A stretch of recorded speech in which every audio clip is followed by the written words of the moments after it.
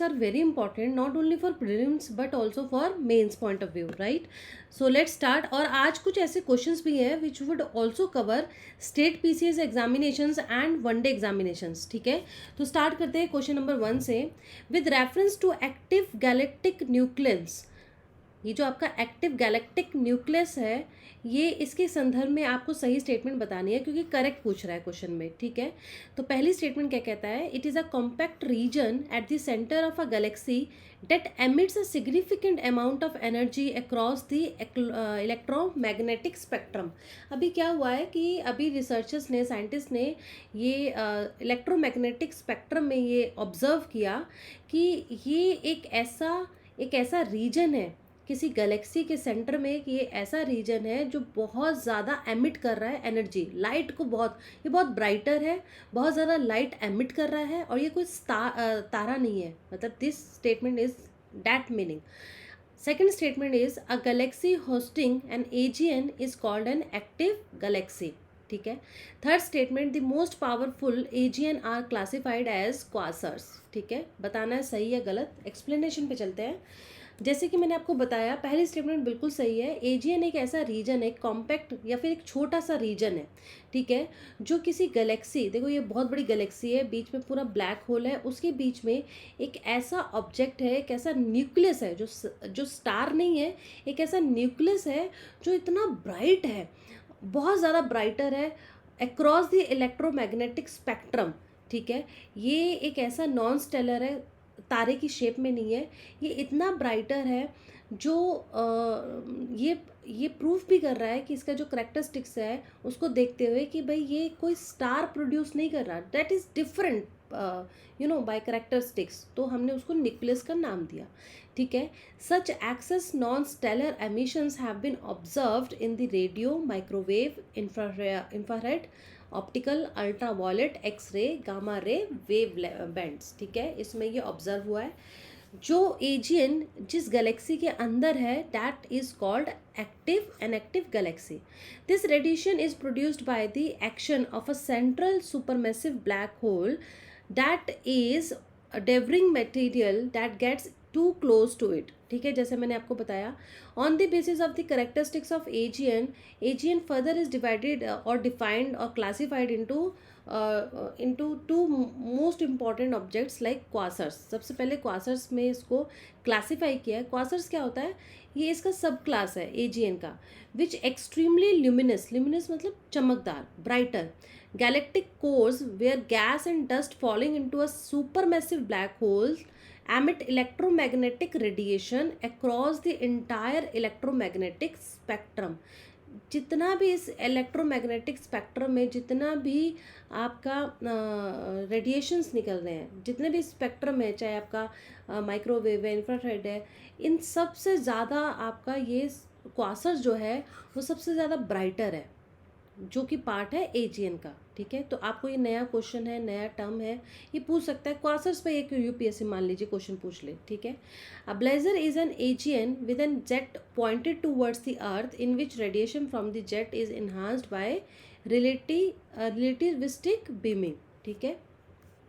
चलिए, ये क्वेश्चन से हमें ये समझ में आया कि इसकी तीनों स्टेटमेंट ही सही है, तो सही आंसर होगा सी ऑप्शन, ठीक है? नेक्स्ट क्वेश्चन है, इसी से रिलेटेड है. Which of the following statements accurately describes astronomical transit मतलब जो शॉर्ट पीरियड ऑफ टाइम में एक सेलेस्टिक, एक ऐसा इवेंट होता है, चमक मतलब चेंज हो रहा है, ठीक है? जैसे कि आप ये कह सकते हैं कि ये एक सेलेस्टियल ऑब्जेक्ट्स है या फिनोमेना है that change their brightness over a relatively short period of time. मतलब किसी कम टाइम में जब उसकी ब्राइटनेस में चेंज हो रहा है, that is transit as compare to the longer period of time over which stars and galaxies change and develop, ठीक है? तो option B will be the correct answer, ठीक है जी? नेक्स्ट क्वेश्चन की तरफ चलते हैं. इकोनॉमी पे है, इंडियन इकोनॉमी पे. तो क्वेश्चन क्या है यहाँ पे देखिए, how many of the above mentioned factors are responsible for the huge negative trade deficit. ये रिपीट हो गया, trade deficit between India and China. Question actually क्या है, आपके पास 6 स्टेटमेंट्स है, आपको ये बतानी है 6 स्टेटमेंट्स कौन सी इनमें से कौन सी स्टेटमेंट है या सारी स्टेटमेंट है जो रिस्पॉन्सिबल है for huge trade deficit between India and China. Trade deficit क्या होता है? व्यापार में डेफिशिएंसी, हरास होना। जैसे कि अगर मान लो इंडिया चाइना से आयात इंपोर्ट ज़्यादा करता है, ठीक है, अगर हम खरीदते ज़्यादा हैं बेचते कम हैं, दैट बिकम्स डेफिसिट, है ना। अगर हम इंपोर्ट ज़्यादा कर रहे हैं तो हमारे यहाँ से क्या जा रहा है? पैसा जा रहा है चाइना को, ठीक है। तो और एक्सपोर्ट क्या होता है? सेल करना। जब हम सेल करेंगे तो रिटर्न में हमें पैसा मिलेगा। ये पैसा जा रहा है, ये पैसा मिल रहा है। तो जब expenditure is more than income, that is deficit. Trade मतलब व्यापार, ठीक है।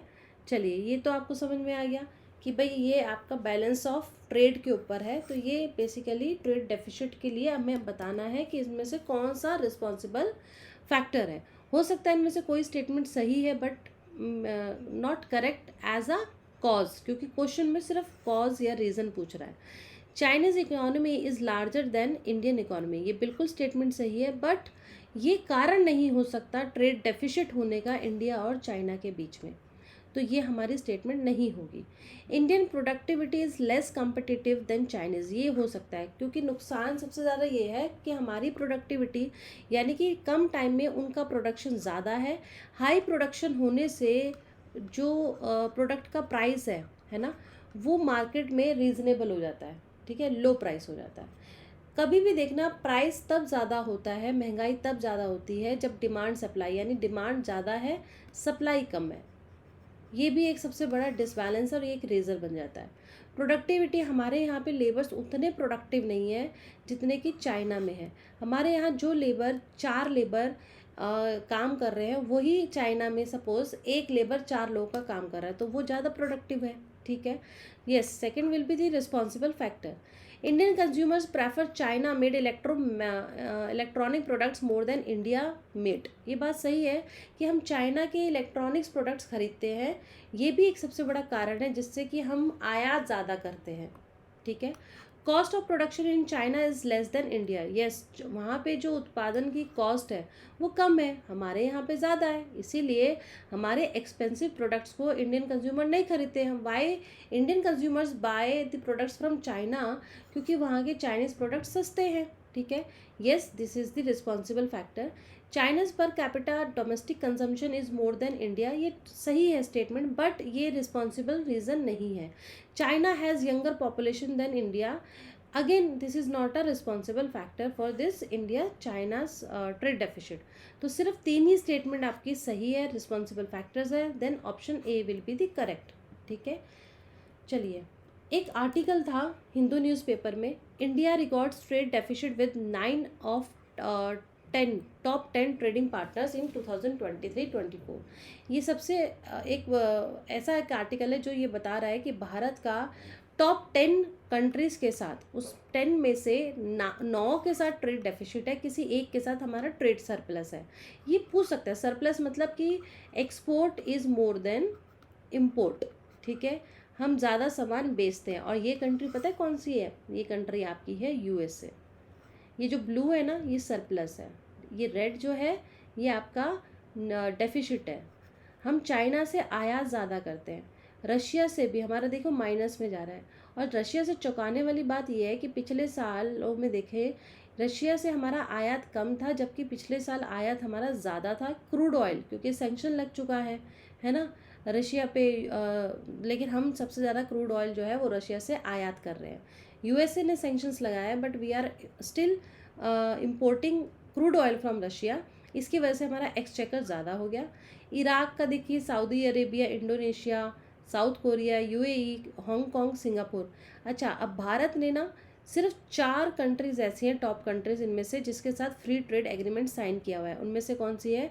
आपकी सिंगापुर है, यूएई है, यूनाइटेड अरब एमिरेट्स, ठीक है, यूएई है आपकी दूसरी, तीसरी है कोरिया, और चौथी आपकी है इंडोनेशिया। ये 4 ऐसी कंट्रीज़ है जिसके साथ हमारा फ्री ट्रेड एग्रीमेंट साइन हो रखा है।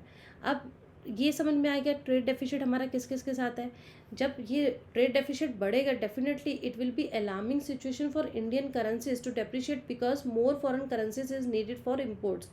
डेप्रिशिएट हो जाएगी। हम दूसरे का सामान जब आयात कर रहे हैं तो हमारी करेंसी ज़्यादा खर्च हो रही है, ठीक है। तो एक टाइम ऐसा आएगा कि करेंसी की जो वैल्यू है वो डेप्रिशिएट होती चली जाएगी, क्योंकि एक्सचेंज करने वाले जो डीलर्स हैं वो एक्सचेंज वैल्यू को बढ़ा देंगे, ठीक है। So this is all about the trade deficit of the top 10 countries, ठीक है। नेक्स्ट क्वेश्चन है कंपटीशन कमीशन ऑफ इंडिया, इसके संदर्भ में आपको सही बताना है, ठीक है। It is a statutory body established under the provision of the competition act 2002. It has a chairperson and 6 members appointed by the central government. It is headquartered in Mumbai. ये गलत है, इसका न्यू दिल्ली में है, ठीक है। ये सही है, ये भी सही है। देखो, कंपटीशन के नाम से ही पता चल रहा है कि एक ऐसी बॉडी है जो कंपटीशन, हेल्दी कंपटीशन को बनाती है। कोई कंपटीशन के रूल्स को अगर नहीं फॉलो करता है तो उसको पनिशमेंट भी मिलती है। स्टैट्यूटरी बॉडी है with in the ministry of corporate affairs and responsible for enforcing the competition act 2002. तो this is very important fact. Statutory मतलब होता है जब पार्लियामेंट किसी एक्ट के तहत पार्लियामेंट ने उसको पारित किया है, इसीलिए उसे स्टैट्यूटरी बॉडी कहा जाता है, ठीक है। इसके एक चेयरपर्सन होता है, not less than 2 and not more than 6 other members appointed by the central government, ठीक है जी। चलिए, अभी इसके हाल ही में कौन चेयरमैन है, चेयरपर्सन है Ravneet Kaur, who was appointed to the role in 2023। अच्छा, इसके पहले कौन थे, धनेंद्र कुमार, क्योंकि 2003 में ही आया था, ठीक है, और फुली फंक्शनल हुआ 2009 से। अब छोटी छोटी न्यूज़ दिखी मुझे जिसका मैंने स्क्रीनशॉट लिया। Russia to remove Taliban from the terror list. अब रशिया ने ये अनाउंस किया है कि तालिबान को वो अपनी जो एक टेररिस्ट ऑर्गेनाइजेशन लिस्ट में उसने रखा था उसको वो हटा रहा है वहाँ से, ठीक है। Kazakhstan has recently taken the decision which we are also going to take to remove from the list of terrorist organisation. ये बहुत बड़ी बात है। अब सोचिए, तालिबान, अफगानिस्तान में तालिबान की सरकार है, अब उसी को जो है टेररिस्ट उससे निकाला जा रहा है। It's very very very very positive point हो सकता है, ताकि आगे टेररिस्ट एक्टिविटीज़ ना हो अफगानिस्तान में, ठीक है। अभी हाल ही में बहुत बड़ा डिज़ास्टर हुआ है पापुआ न्यू गिनिया में, 2000 लोग बरीड हो गए, अचानक से डिज़ास्टर हुआ, ह्यूज सीवियर डिज़ास्टर था। इसकी लोकेशन अगर पूछा जाए तो ये आपके ऑस्ट्रेलिया के ऊपर, मतलब इस तरीके से पैसिफिक ओशियन में है, ठीक है। लोकेशन आपको पता होनी चाहिए। इसी से संबंधित आगे भी एक क्वेश्चन आएगा, मैं दिखाऊंगी आपको।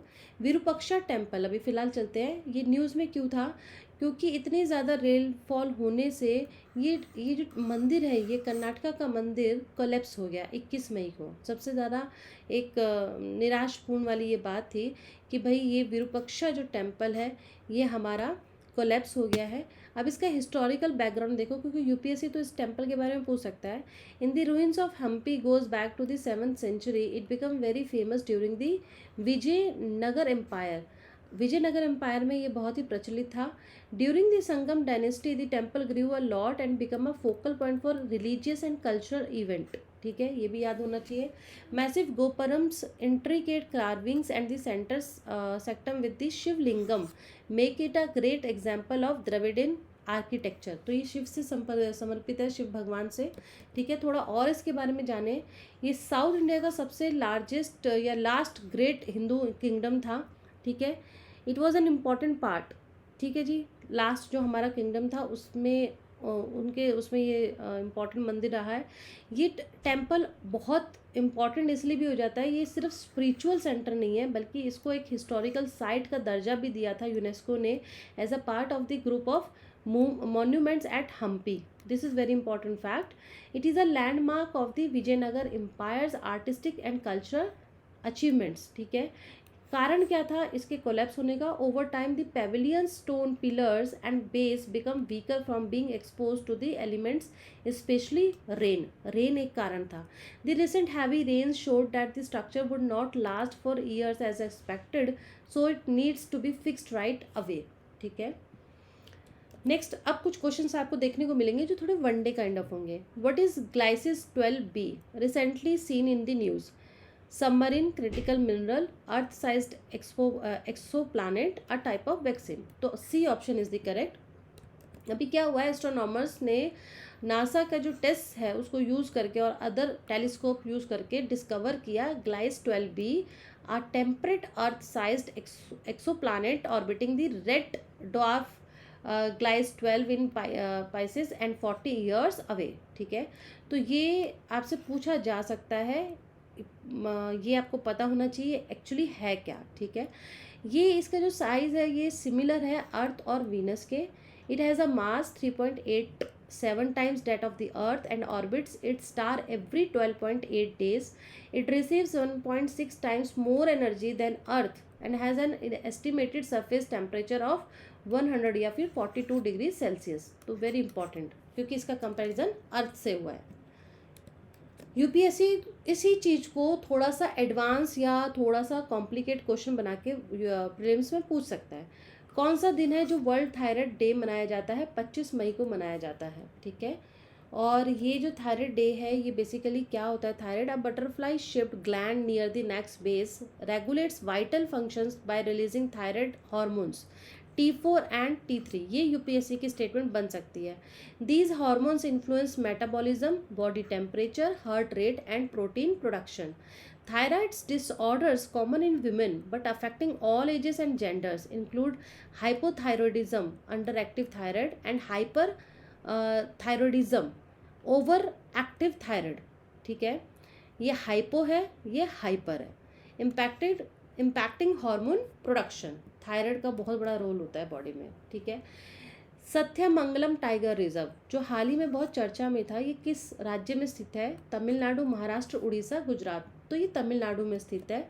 ठीक है, अभी क्या था कि तमिलनाडु फॉरेस्ट डिपार्टमेंट ने ये एक इनिशिएटिव लिया, 3 दिन का एलिफेंट सेंसस किया जा रहा था इस सत्यमंगलम टाइगर रिजर्व में। ठीक है, तो ये डिक्लेयर हुआ कि भाई ये 2013 में जो टाइगर रिजर्व है डिक्लेयर हुआ था। बेसिकली यहाँ पे बहुत सारे हाथी पाए जाते थे, fostering a continuous habitat for tigers and other wild life. ठीक है, ये रिजर्व जो है ये वर्ल्ड का largest tiger population, over 280 tiger है। यहाँ पे सबसे बड़ी बात क्या है कि जो ट्राइब्स है वो भी रहती हैं। ठीक है, इरुला एंड कुरुम्बा ये इंडिजिनस ट्राइब है जो यहाँ पे रहती है। अब थोड़ा सा इसके बारे में और जानते हैं, इस टाइगर रिजर्व के बारे में। बेसिकली ये जो इसकी लोकेशन है, it is located at the junction of the eastern and western Ghats. ठीक है, यहाँ पे आपका तमिलनाडु, यहाँ पे आपका ईस्टर्न घाट है, ये आपका वेस्टर्न घाट है। तो इस जंक्शन में आपका ये नीलगिरी बायोस्फीयर के उस इंदी रोड यानी तमिलनाडु के नीलगिरी बायोस्फीयर के दोनों घाट के जो उस जंक्शन है उसमें इसका लोकेशन है। Its area is contiguous with the Mudumalai tiger reserve, Bandipur tiger reserve and bear tiger reserve and wildlife sanctuary in Karnataka. बहुत इंपॉर्टेंट फैक्ट है, यूपीएससी डेफिनेटली में ask. Together, these reserves forming the Nilgiri biosphere landscape have the biggest tiger population in the world at over 280 tigers. World का ये सबसे ज़्यादा largest इसमें tiger की population है। ठीक है, सत्यमंगलम में। बहुत इंपॉर्टेंट फैक्ट है, भूलना नहीं है, यूपीएससी पूछ सकता है। वेजिटेशन में अगर बात करें तो इसके southern tropical dry thorn forest, mix deciduous forest, semi evergreen forest भी पाए जाते हैं और रिपारेरियन फॉरेस्ट भी पाए जाते हैं। क्लाइमेट में ये सब ट्रॉपिकल एंड ड्राई है। Summers are hot and dry, monsoons are wet and cooler. ठीक है, नदी कौन सी इसके अंदर बहती है? Some of the prominent rivers in the region include Bhavani, Moyar and Noyyal rivers. ठीक है, ट्राइबल कम्युनिटी में मैंने बताया है इरूला और कुरम्बा ट्राइब्स यहाँ पे रहते हैं। फ्लोरा और फोना में देखें तो इसके अंदर एलिफेंट भी है, टाइगर भी है, पैंथर, स्लोथ बियर, गौर, ब्लैक बक। ठीक है, तो ये सैंडलवुड्स, टमरिड, ये सारे फ्लोरा है। तो ये वेरी इंपॉर्टेंट हो जाता है यूपीएससी के प्रीलिम्स से। ठीक है, who has become the first Indian gymnast to win a gold medal at the 2024 Asian gymnastic championship? Deepa Karmakar, Pranati Nayak, Rucha Divekar, Kalpana Devnath. तो इसका सही आंसर है ऑप्शन ए। बहुत ही अच्छा, ये हमारे भारत के लिए एक प्राउड की बात है कि हमें गोल्ड मेडल मिला है, हिस्ट्री क्रिएट हो गई है, फर्स्ट इंडियन जिम्नास्ट को मिला है एशियन चैम्पियनशिप में। ठीक है, ये कहाँ पे हो रही है? ताशकंद, उज्बेकिस्तान में हो रहा है। ठीक है, चलिए, ये सबसे इम्पॉर्टेंट फैक्ट था। नेक्स्ट है नाइशी ट्राइब। ये जो नाइशी ट्राइब है ये बेसिकली कहाँ से बिलोंग करती है? असम, बिहार, अरुणाचल प्रदेश, मिज़ोरम। तो ये है आपकी अरुणाचल प्रदेश की। क्यों चर्चा में थी? ये बहुत ज़्यादा, सबसे पहले तो ये सबसे बड़ा एथनिक ग्रुप है अरुणाचल प्रदेश में, primarily reside in 8 district and parts of the Assam. ठीक है, ये क्रिश्चियन, हिंदुइज्म, इंडिजिनस दोनों ही पोलो को फॉलो करते हैं। अब अभी एक लेडी है Kabak Yano, a mountaineer and cricketer, made history as the first Nyishi tribe women and fifth women from Arunachal Pradesh to scale Mount Everest. Mount Everest की चढ़ाई चढ़ी है जी इन्होंने, इसीलिए ये चर्चा में रहा। माउंट मंगलो, ये जो माउंट मंगलो है ये रिसेंटली न्यूज़ में था क्योंकि लैंडस्लाइड हुआ है। ये कहाँ लोकेटेड है? पापुआ न्यू गिनिया में लोकेटेड है। 2000 लोग बरिड हो गए, मतलब दफन हो गए। बहुत ही ज़्यादा ये त्रासदी रही। ठीक है, ये एक ये बताया जा रहा है कि जो मैसिव लैंडस्लाइड हुआ है विच इज़ कॉज, क्यों हुआ है? क्योंकि माउंट मंगलो कोलैप्स हो गया, जिसकी वजह से पूरा जो गांव है वो बह गया, धस गया अंदर, ज़मीन के अंदर। So with this, I am concluding my current affairs session here only. If you like this video, please like, share and subscribe my channel. If you require any PDF of this PPT, you can demand in the comment box. I'll definitely share with you. Thank you.